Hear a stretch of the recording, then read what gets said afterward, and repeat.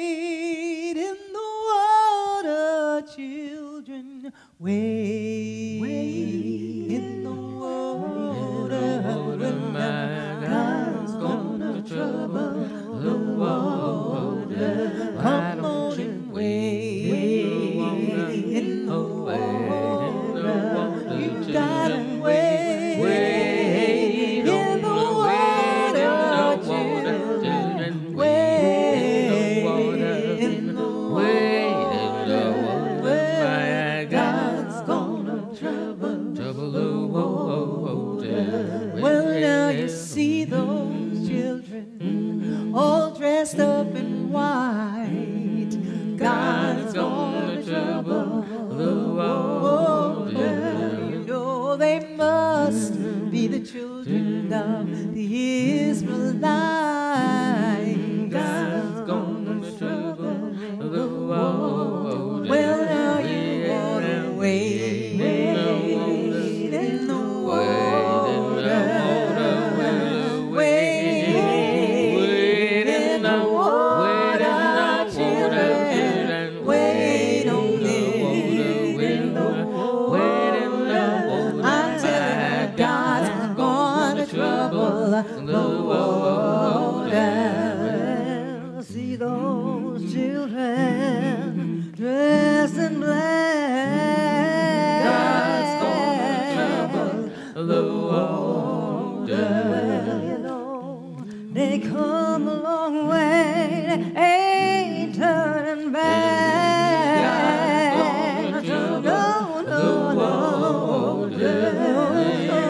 See the children, they're dressed up in blue. You know my God's gonna trouble the water. I see it looks like my people, they're coming on through. Well, my God's gonna trouble the water. Well, everybody just wade in the water. Children, wade in the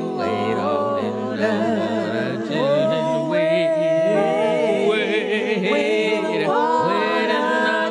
Children, wade in the water.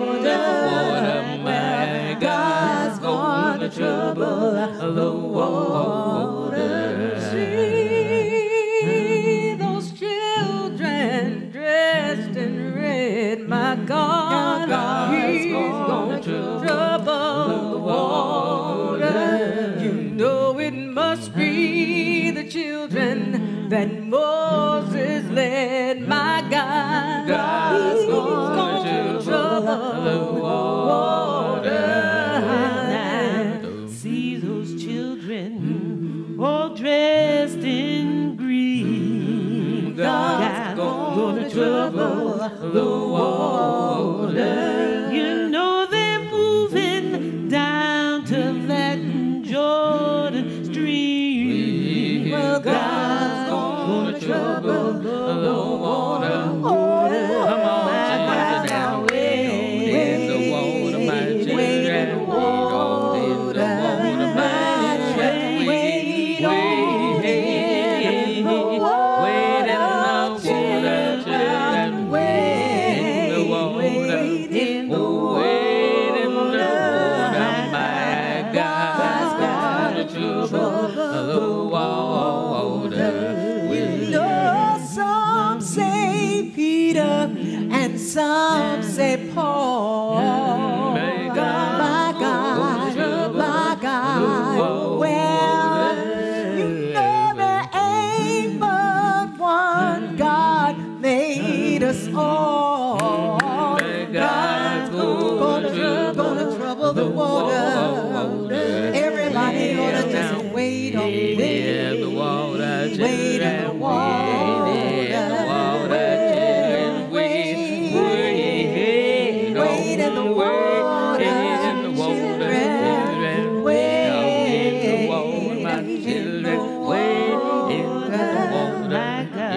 God's gonna trouble the water. Way, my God's gonna trouble the water. I know my God's gonna trouble the my God, oh, I'm telling my God's gonna trouble the water. God is gonna trouble the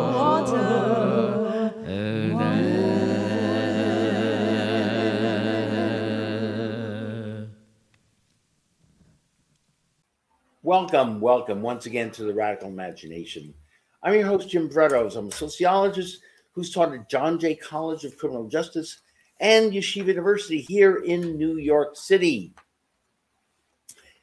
Many on the left consider religious belief systems and organized religion as a distortion of our true nature, the opiate of the people that hinders us from self-emancipation, freedom, and happiness. The left has largely been oblivious to a spiritual vision that has been the common wisdom of much of humankind for much of recorded history. Oblivious to people's need for meaning, to express and receive love, generosity, kindness, and caring. Oblivious to the need to feel an open-heartedness to the awe and wonder of the beauty and mystery of life and the world. These needs are just as intense as people's needs for economic security and material well-being. The right often hijacks those needs and distorts their meanings and intent. The left, by its reluctance to admit that there is a legitimate basis for these spiritual needs that have attracted common everyday people, continue to miss the chance to build a broad-based movement of political and spiritual progressives that could transform and heal the world. Our guests on the Radical Imagination today are trying to change that narrative. Lisa Sharon Harper is a public theologian, a columnist at Sojourners magazine, a senior fellow at Auburn Theological Seminary, and the founder and president of Freedom Road, a groundbreaking consulting group to help clergy and community leaders organize people toward a more just world of common understanding, common commitment, and common action. She's the author of several books, including Evangelical Does Not Equal Republican or Democrat, Forgive Us, Confessions of a Compromised Faith, The Very Good Gospel, and Fortune, How Race Broke My Family and the World, and How to Repair It All. Jonathan Wilson-Hartgrove is a frequent co-host on the show, is an activist and preacher who directs the School for Conversion, an education program and center in Durham, North Carolina. He's the author of numerous critically acclaimed books, including The Third Reconstruction, co-authored with Reverend William Barber of the Poor People's Campaign, and his latest work is Revolution of Values, Reclaiming Public Faith for the Common Good. And I am just really blessed and thrilled to have you both on. I'm really excited. I think you could, I don't know, I think it's coming across. Well, it's always good to be with you, Jim, but we got the energy. Good friend with us today. So good to see you, Lisa. Really great to see you too, Jonathan. And Jim, wonderful to meet you. Wonderful to meet you too. Thank you. Yes. So tell our audience how, let's start with you, Lisa, in your work. How are you trying to change the narrative, the evangelical narrative? And again, as I've mentioned before on this show to Jonathan past time, my experience with evangelicals has been one very negative ones in which they preached, the Armageddon and rivers of blood and people who don't convert are going to go to hell and so on. And there was always this sort of challenge and wanting to convert and so on and so on.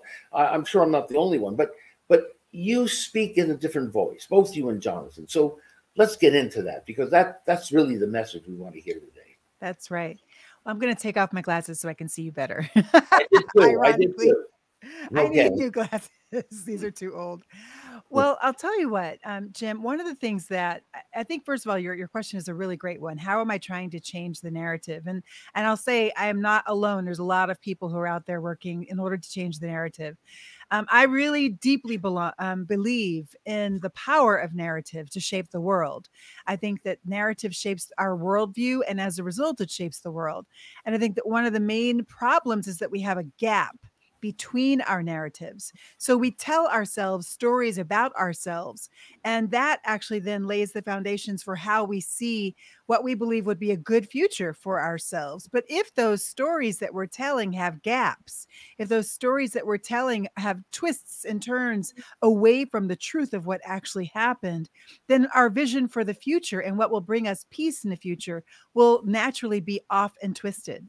So our work at Freedom Road is actually to help shrink the narrative gap, and we do that in multiple different ways. We do that through training, through pilgrimage. It's one of the most powerful ways that you can shrink the narrative gap, is to get your feet on the ground where things happen and talk to the people it happened to. We also do this through consulting and through coaching. And so, and I am a writer and a speaker, and so that's the primary way that that I shrink the narrative gap is by working to bring together the edges of the story and fill in the pieces that we maybe haven't considered before. And I do that primarily through looking at the scripture, and asking the question, how has our read of the scripture perhaps been colonized, a colonized read, a read of the scripture that comes to us through the lens of white supremacy, Western supremacy, when the actual text itself, you'll know this very well, was not written by people of European descent, was written by brown colonized people, people who were serially enslaved. So how would they have understood it when they were writing it? And then also when they were first hearing it? That's a big part of my work. And then also not really recently, but recently I published a book called Fortune, which you see over my left shoulder here. Yes. And Fortune traces 10 generations of my family story. So I am a huge proponent of shrinking the narrative gap through our own family stories. And that research, that is a way that we have the ability to bypass the meta narratives that are told to us on high by those in academia or government that are twisting narrative in order to move us in a particular policy agenda. And rather to get down to the roots of what happened to our families and finding out why. What were the policies that were placed and that were built into the world at that time that shaped their lives? Go ahead. Yeah, I want to get to Fortune. This is a beautiful book. I love it there on your shelf that you have it beside Alex Haley's Roots. When I got my copy, I said, Sister Lisa has written us a Roots for our time. You dug into the family story. It's a beautiful retelling, but it makes me think, in my own experience, a very different experience. I'm a brother raised white in the South, but I'll never forget when Vincent Harding looked at me and said, "What does it really mean to say that you're descended from people who claim to own other people? Yeah. What kind of privilege is that, really?" We talk often about being privileged or not. He said, "What kind of?" So those kinds of questions are the kinds of questions you're talking about that make us reevaluate the story we tell ourselves, even about who we are. So you have retold your family story and learned a lot. I wonder if you'd just share with folks on here today what you learned writing Fortune. Wow. Thank you so much, Jonathan. I appreciate that. And, full disclosure, Jonathan saw one of the earlier copies of it, and he gave an incredibly beautiful endorsement. So thank you for that, brother. This was 30 years of family research. It was, literally began in 1991. When I called my mom and said, "Mom, I want to know, who are we beyond grandmom? Who are we?" And so we traced the first family tree that I had, and it had no names, only had relationships. Grandpa, born around this time, died around this time, was from this place. Great grandpa, same thing. We were able to go back as far as my second great grandfather. No names. She had the names, but for some reason I didn't write them down. Maybe I wasn't interested enough to write them down, or she was talking too fast. But now, 30 30 years later, we have about 1,600 people on our family tree, working with genealogists as well, people who are really versed in the DNA science and how to connect things there. And so, and Fortune came out of that 30 years of research. Fortune is the name of the earliest ancestor who was born on this land, who was not indigenous in my family. Her name was Fortune Game McGee. And when we realized that we were connected to her, and it's very likely then that she's my 7 times great grandmother, we realized, wow, this is not just our family story. This is actually America's story of race. And it needs to be told. And that's why I wrote Fortune. And here's why it's America's story. Her body, her mixed race body, her mother was Ulster Scot and her father was Senegalese. Most likely from the southeastern region of Senegal that intersects with what we now call Mali and Guinea. They both came together in the year 1686, and she had Fortune in 1687. And that's just 23 years after the very first race laws were passed in Maryland to deal with exactly that issue, the issue of white women having affairs or marrying enslaved Black men and having their children. And the deterrent for that was a series of laws that ultimately caused Fortune to have to be indentured for 31 years. And we found through DNA matching that most likely her indenturing families committed rape against her and her children in order to secure more free labor for another 21 years or 31 years, according to the law. Yeah. And now, in going through the genealogy, this is also part of the public records too. Yes. Right. And I think it's important to point that out, that other people can do this. I'm just very briefly now, I'm involved in what's known as the Plain Sight Project in East Hampton. And I can talk more about this too at a later point or after the show, whatever.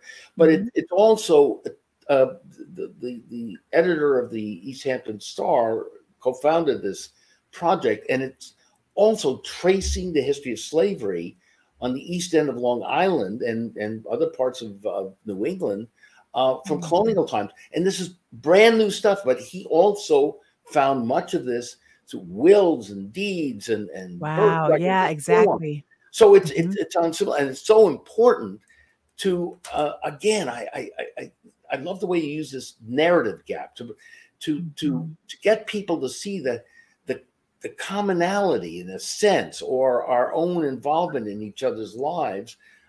Some obviously very negative, but that brings us together if we allow it. Correct. Correct. And on top of that, when you talk about someone finding this history, this documented history in public archives, in wills and things like that, in deeds, you really begin to understand that, doing the work of genealogy is actually doing the work of history, like of history uncovering and history telling. Because it's primary source documentation is what you're dealing with. You have to understand how to read it. It's not really that hard. Most of it is on the face. You can actually understand it. But we just don't do it. We leave that work to the professionals. But unfortunately, the professionals, there aren't enough of them to get to everybody. So how much more could we understand of our world if we all did our own family story and began to tell that story? And you're right. We are all connected. We really are. Yes. And that means that our story, like my story, is not just my story. It's also your story. And it's a part of your story. And until we understand the depth of our connection and our connectedness, I think it's much more likely then that we will continue along the lines that we've had, creating policy that imagines this person or this people group over here to be separate from me. So therefore I can subjugate that people group and not have it come back all around onto me at some point. But what I'm realizing through this research is that actually that's not the case. When we pass laws that subjugate the image of God on soil, on our soil within our jurisdiction, what we're really doing and what we have done is we have actually corrupted democracy as a whole. And that gets us right to where we are today, where we have voter suppression laws, proliferating the voting map, redistricting, and all the rest in locales. You would think, oh, this doesn't really impact people over here because we're doing this here, but that's not true. As a nation, when one city or one locale does that to any people group, it actually it hobbles democracy for the entire nation. Absolutely. If I could just make one added small point, it's not a small point, but briefly, this, of course, included indigenous people on the East End that we're talking. Mm-hmm. The other thing I want to throw out here is you go to East Hampton, one of the, richest resort areas we have in the country. Just about every street has a street sign named after a person who was a major slave owner, unacknowledged, and the wealth that particular person or family had was rooted in enslaving somebody. We don't know that now. My friend there, David Rectory, is unfolding that narrative. So now we come to the point, well, what do we do with that information? Yeah, good question. Well, what do we do with it? That really stems for the question of repair. And the book Fortune, 2/3 of the book is my family's story, asking the question, how did this construct that we have in America called race, not just America, but all colonized nations, how did it break the world? How did these hierarchies of human belonging break us? And then the last third of the book is asking the question, how do we repair what race broke? Right. And what it requires in three basic movements is truth telling, reparation, and some measure of forgiveness if we are to reach Dr. King's beloved community. There's no way to get to the beloved community unless we are able to actually heal from the oppression that has happened over the course of 5 centuries on this land. So truth telling involves truth seeking, truth listening to those who it happened to and their descendants and the experts from that community. It also involves truth listening and truth telling then of the story that you've heard. And then finally, reparation. Reparation is one that we don't like to hear. People get nervous when they hear that 4-letter word, reparation, which is not, it's like many, many more than 4 letters, right? But people interact with it as if it has 4 letters. But all it really is repairing the relationships that were broken by these oppressive constructs of human hierarchy. So it's asking, how did these constructs break the relationship between us? How did it break the power dynamic between us? How did it break people groups, and then doing whatever it takes to repair, to bring us into right relationship with each other.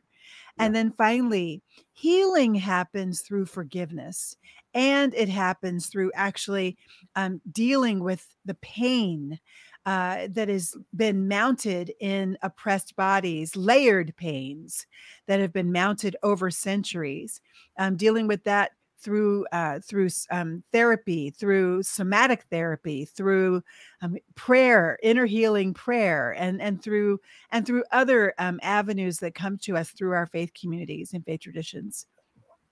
But if we can't do that healing work, we will never ever reach the beloved community.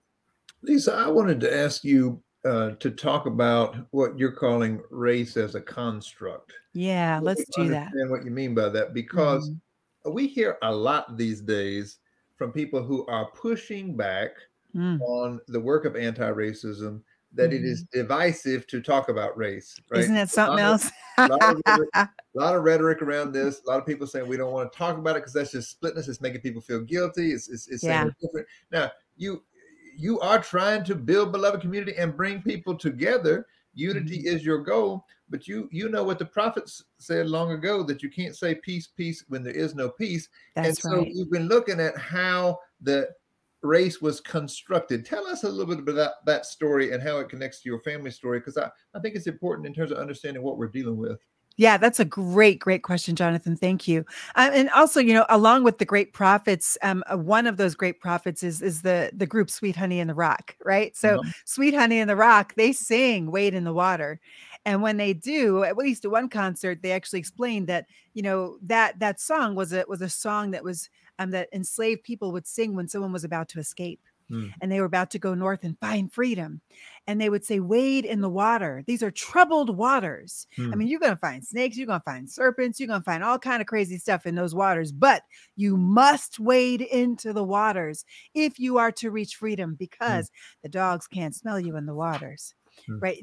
And freedom is on the other side of the waters. So as a nation, we have to wade into the waters of the truth, of the constructs of race. That's why I don't obey this lie about, quote, CRT, critical race theory or anything like that. Instead, what I did was I bought the books and I read about it. And I said, okay, what is it that this thing is actually talking about?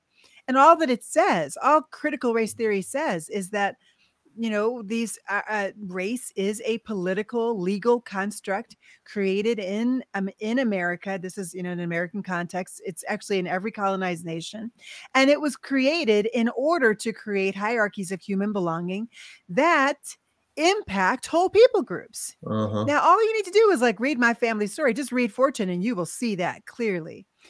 Now, how did it do that? What do I mean when I say a construct? What I mean is that Fortune stood before the court in 1705, and her 18-year-old body was now brought before this court because of laws that were passed between 1664 and 1705, when she was standing in that court, and before, between the time she was born. And the very first race law ever on American soil was 1662 in the colony of Virginia, right next door to Maryland. And they created these laws because of a perceived problem on the ground, which is always why law is created. It's always created to deal with a law that people are a problem on the ground. The problem they perceived on the ground was that white men of European descent were raping enslaved Black women and populating Virginia with these mixed race children. And they didn't know then what to call them. Were they going to be free or were they going to be enslaved? And so that was pretty much the issue. And according to English law, if your father was a British citizen, then you were a British citizen, because British citizenship came through the line of the father.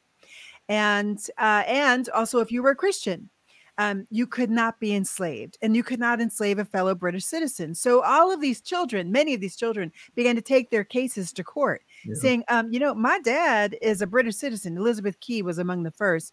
My dad's a British citizen. In fact, he was actually also a member of the House of Burgesses.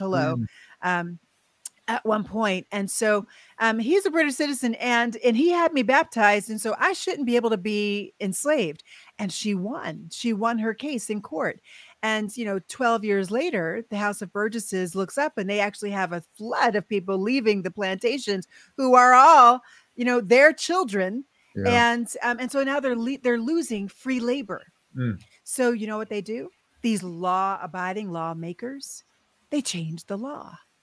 So instead of having citizenship status come through the line of the father, which is how it had always been, now they switched to Roman law. Now, what Rome has to do with Virginia, somebody please tell me. I don't know.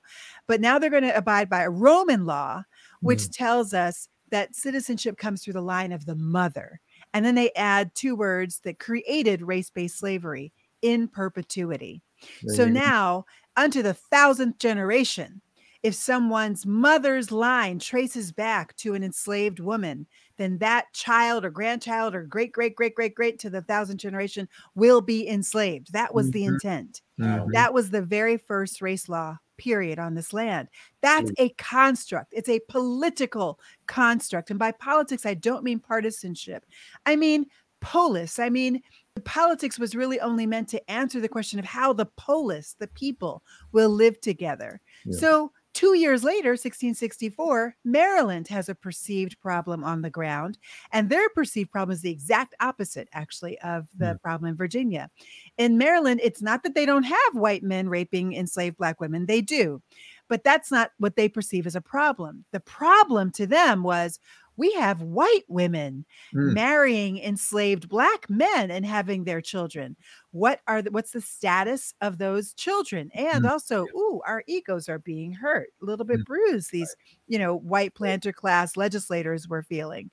So what they did was they passed their first race law. And guess what it was, Jim?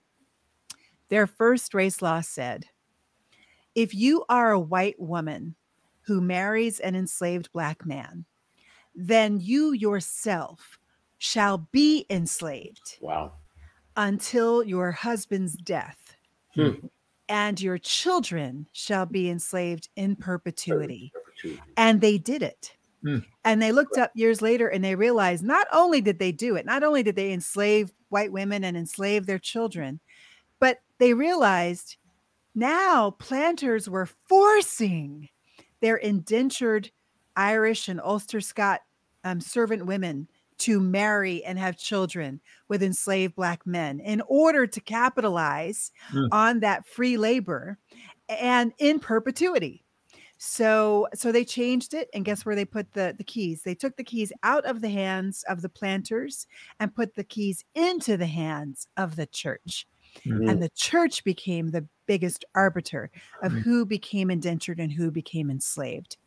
That's a construct. It's not from God. It's not innate. We didn't just wake up one day and blink, Black people were on the bottom. It happened because of decisions that we made in political spaces. Incredible. By the way, our opening clip, and you didn't know this, Lisa, is Wade in the Water, Sweet Honey in the Rock. Wow. So there you go. God works in mysterious ways. So, all right. But here's what I'm gathering again is to narrow the gap. We need to have a truer understanding and reading of the Gospels. And you both know this more than I do, but again, in the Hebrew scriptures, what did you hear about more over and over again? Love the other, love the stranger, and so on. We know this, and yet we distort it. We don't turn to that. We're more likely, it seems like, to turn to white Christian nationalism.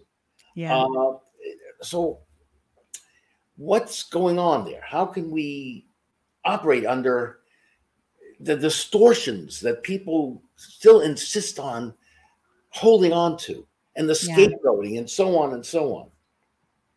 Well, I certainly appreciate what you just said in terms of the story of how the church became complicit in this construct, because that very reality is what I've written about as slaveholder religion. That the church had to create a way of being religious that justified the practice that people had decided they were going to engage in, because it didn't make sense to a lot of Christians. How could you own other people created in the image of God? That was a reasonable question that people asked. And so people had to jump through hoops and had to twist the scriptures and the theologies that they knew in order to justify something that they wanted to make true. So you have articulated, Lisa, how that's rooted in our history, but bring us up to the present and help us to see why that shapes the way religion is used in public life today. We've had, since the insurrection at the Capitol last year, more of a public conversation about white Christian nationalism. But a lot of people still wonder, like, why is religion such a big deal in public life? You know, we thought that America was becoming more secular. Now all of a sudden the Christian nationalists are trying to take over. What's the root of that, and how do you see it connected to this story you've been telling? It's a really great, honestly, that's a really great question, Jonathan. And it's also multi-layered, and honestly, we could have a whole conversation just on that. I actually think that what we're looking at is we're looking at the outcome of the marriage of Christianity with white supremacy from the very beginnings of slaveocracy in America. So you're looking back 400 years, and actually you can also go back to the Pequot massacres, and even before that, I mean, to the very first taking of Native American lands. When you think of your people as supreme, then what you're really doing is you're boxing with God. Like, you are actually warring for supremacy with God. And that is at the heart of what I think is what we're experiencing. We're experiencing a Western war with God for supremacy. And we have been, that's been the case from the very beginning. Only God should be able to say whether a person, the value, to be able to determine the value of a human being. And yet people of European descent have actually taken it on as their own. I think it traces back to, the moment that Constantine got his hands on the scripture. Constantine was the first emperor to actually bring Christianity into the heart of empire. And from that point on, the text, this brown, indigenous, colonized people groups text, was then interpreted by white European empire. And that became the center of who determined what this text means, which you can imagine. I mean, that's basically like, making Trump's White House the arbiters of what Malcolm X meant. You know what I mean? Like the book Malcolm X. Come on now. You're not going to get the real thing. So what you end up having is a white church or a church that comes out of Europe that really, in some respects, did good stuff. I mean, you have Calvin and you have Luther that did good stuff in their context. They made decisions that democratized the faith in the European context, and it was valuable in the European context. But at that same time, in their context, they had people who were deeply invested in the African slave trade and the transatlantic slave trade, and their understanding of this brown, indigenous, colonized text said nothing to it, had nothing to say about that. There's something wrong with that. Yeah. But that's the faith that was then passed down and took root on this soil. And so it has always taken pushback from the margins of the faith. It's, from the time of abolition, the abolitionist movement beginning with the advent of the Black church, being invented as protest against white Christianity, as like literally they were not allowed to pray at the same altar. So they said, I'm getting the heck out of Dodge. This isn't Jesus. This certainly isn't the Jesus I read in scripture. So they began the Black church. And then they were the catalyst for the abolitionist movement. And then we're actually blocked out of it. And that's something else. Later on, when it got closer to the actual Civil War, it became all about the white folks who were leading that movement. Same thing in the suffragist movement. But then you also see Black faith challenging and in many ways saving white Christian faith through the civil rights movement, and not just the church, but America itself, calling America back to the fundamentals of the democracy that it says it was, just calling it to abide by what it says it is, which is democracy for the least of these. And then what we see now, or what we have seen from the rise of Trump, is I just think that we see unfettered. We see that white supremacist, white patriarchal belief in the supremacy of whiteness that was absolutely par for the course in the South. We now see that permeating everywhere, because with the election of Donald Trump, what we really did was we elected the KKK into the White House, and not just the White House, but with that also into Senate seats and into House seats and into our courts over the course of the next 4 years. So now throughout the United States, we have actually white patriarchy that had been contained in the South, now everywhere. Yeah. No, that's a profound point. I want the courts and confirmation hearings with Judge Jackson. What does that mean? What does that telling us about the struggles that are going on in America? The story that Lisa just told is a story of the way faith has encouraged and pushed for progressive change in this country. Yeah. And over the last 40 years, the real tragedy is that we have all accepted this line that so-called traditional values are what faith is about. And that, and this is a very strategic move to push back against the civil rights movement, that we need to have these so-called conservative justices to defend family values. So we haven't seen a court nomination process in which a person of faith spoke both of their faith and was able to detail their judicial record in terms of upholding equal protection under the law as a constitutional norm in a long, long time. That's what I see as remarkable about Judge Jackson's hearings and the nomination process. This is a maybe more remarkable than the fact that she is a Black woman is the fact that she is a person of faith who is pushing back against the co-opting of faith that has become the majority on the Supreme Court all through the Federalist Society. Yeah. And I think that there's also, when you look back at when did all of this like court war, when did the court war begin? Let me just say it began with Brown versus the Board of Education. So Brown versus the Board of Education is that amazing ruling that literally changed. It helped to change America. It was as consequential as the 13th, 14th, and 15th Amendment because it began the process of enforcing those amendments. That's right. Up to that point, we only had Plessy versus Ferguson. Plessy versus Ferguson was the law of the land. It was the understood interpretation, ironically, of our Constitution.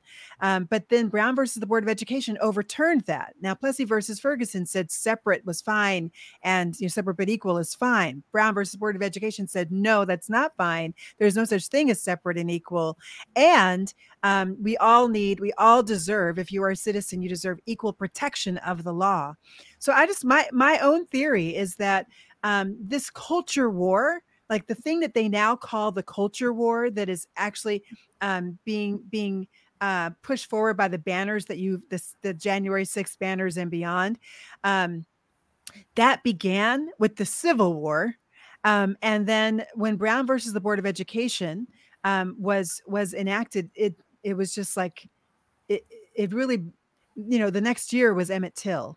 And then the next 15 years, 16 years were major struggle in the South, in particular in the South, because that was the location that the civil rights movement decided to focus its attention. And we see the bombing of churches. I mean, warfare. We see the lynching of people because it was actually a fight, not just to have our way of life, which is the language that they used, but rather to have white male supremacy. And let's be clear what we mean by that. To protect the bank accounts of rich white men. That's the bottom line of what it was all about. So when we get then to the passage of the Civil Rights Act of 64 and the Voting Rights Act of 65, that is the last straw for Southern Democrats. And they decide to leave the party. They're no longer going to be a part of the party. And now they're looking for a party. Where are we going to go? And they're wooed by Nixon, who begins to throw out those, racist dog whistles. Right. And in the middle of this is a court case that comes up that is really a challenge to the Civil Rights Act. Mm-hmm. It's the court case, Bob Jones University versus the USA. That's right. Bob Jones University. Now, there are other historians who would actually go even deeper. There's other Green Conley. There's other court cases that precede this, but Bob Jones is really kind of the big mile marker. With this court case, you have the rise of what we now know to be the religious right.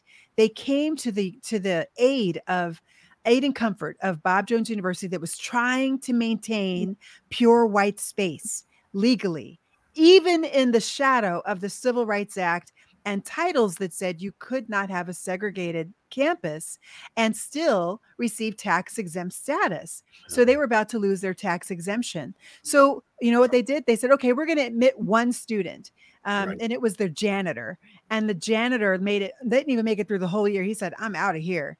And then, and USA IRS said, sorry, that's not good enough. You're still going to lose your status. So then they said, okay. We will admit married Black people. Hello, somebody. This actually harkens right back to Virginia, 1662. All right. So that when they're outlawing the miscegenization of the races, and they said, so we'll admit married white people Black people, as long as they don't date. Nobody dates. Then IRS said, sorry, no deal, not enough. So they said, okay. We'll admit single white people who sign an agreement, a contract with us saying they will not date while they are on our campus.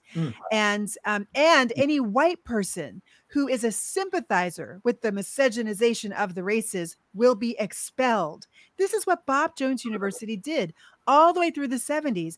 And they fought it all the way through the Supreme Court, and they lost.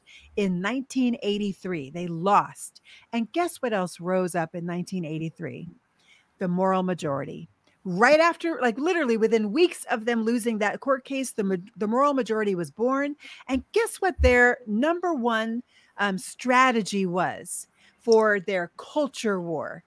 Overturning the Supreme Court. Yeah.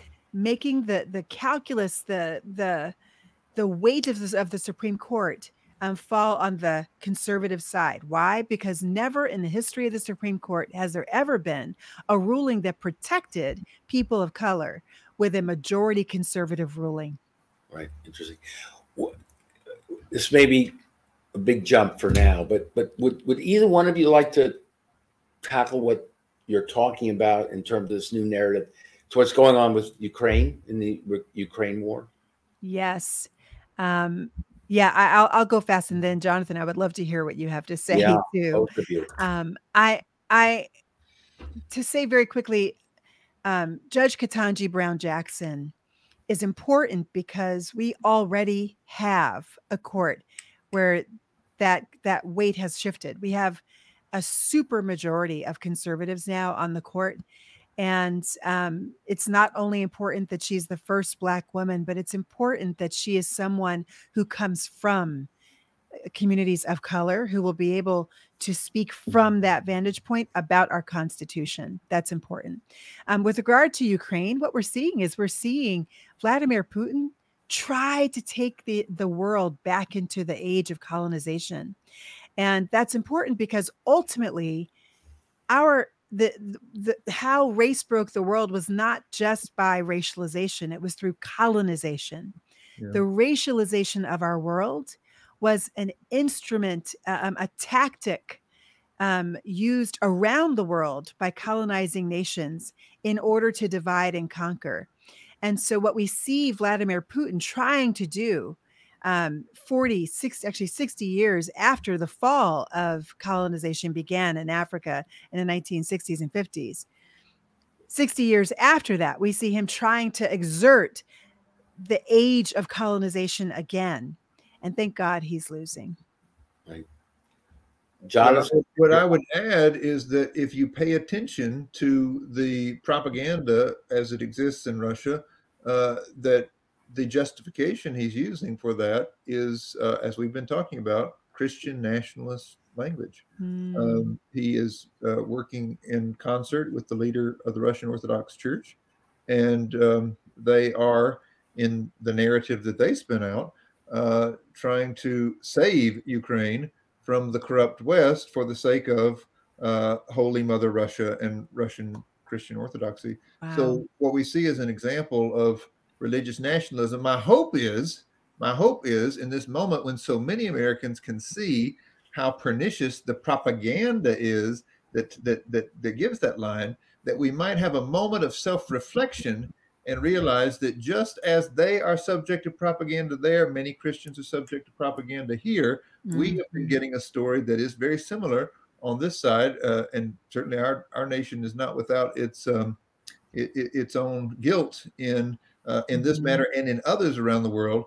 But if we can see it there, perhaps we can see it here and realize that the story that tells us that in God's name we need to conquer those people, or that in God's name these people need to be in power, is a lie that's used to control people, and maybe it gives us a chance to challenge Christian nationalism here at home. So that's a little hope that I have in the midst of this.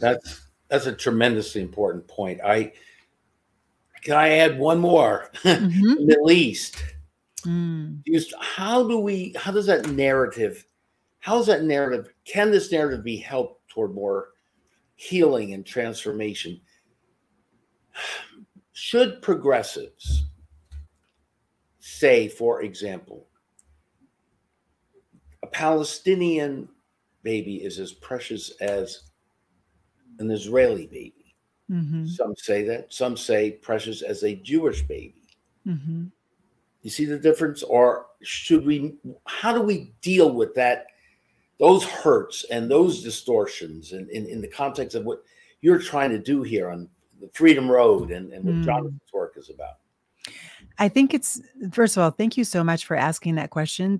It's an incredibly sensitive question because of the reality of the continued threat to Jewish and Hebrew descendant people around the world.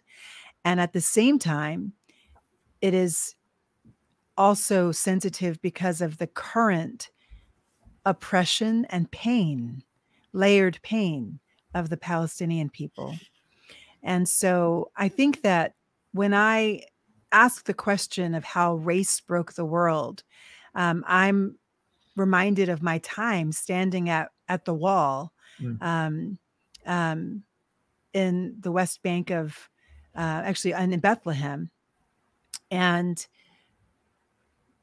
how that is so emblematic of the hierarchy of human belonging that is at work systemically and structurally inside of Israel. And I think that if Israel and people of Hebrew descent are to work towards shalom, that place, that space, that way of being together that we are all called to through the scripture, then it is mandatory that they see the image of God, even in the ones that they would call their enemies, and therefore find peaceful ways that are nonviolent to secure their own safety, while also securing not only the safety but the well-being of those who they would call their enemy. That is the requirement of shalom. That is the requirement of the kingdom of God, of the reality that we are all children of God. And I think that when it comes to colonization, the question of colonization, the question of the state of Israel and whether or not it should be, all of those questions are so live today and so sensitive that I don't think we can start there. We can't start with the geopolitical question. We have to start with the image of God, whether or not people are made in the image of God. If they are, then to hit them is to hit the image of God. To wall them off is to wall off the image of God. To starve them of water is to starve the image of God of water and land. To bomb them is to bomb the image of God. And my question then would be, is that what you need or want to answer for before God when you stand before him and her? Agreed. Again, though, should there be an equation here? Should we say the same sentence? The preciousness of an Israeli baby is as precious as a Palestinian. Should we all be saying that? Yeah. Okay. Jonathan. All those babies created in the image of God. Absolutely. That's absolutely true. Created in the image of God when they're grown up too. We pretend that they're innocent sometimes, but we all got the good and the bad in us. What we've got to do, like Sister Lisa is saying, is we've got to, whoever has suffered, we got to pay attention to how we're going to work for justice in the moment that we have, and that's the hard work all around the world. Absolutely, absolutely. I can't tell you both enough how I really appreciated spending this hour with you. Our time is about up. I wish we could go on and on, but I just thank you so very, very much. I know our audience is blessed. I feel blessed of have had this discussion with you, and thank you again. I hope we can do it again. Thank you, Jim. Grateful for you, Jim. Good to see you, Lisa. Okay. God bless you. Bye-bye. Thank you. God bless. God bless. Here. Everybody. Thank you again. And thank you very, very much, all of you, for watching us here this week on The Radical Imagination. This is Jim Vrettos. We'll see you again next week on The Radical Imagination.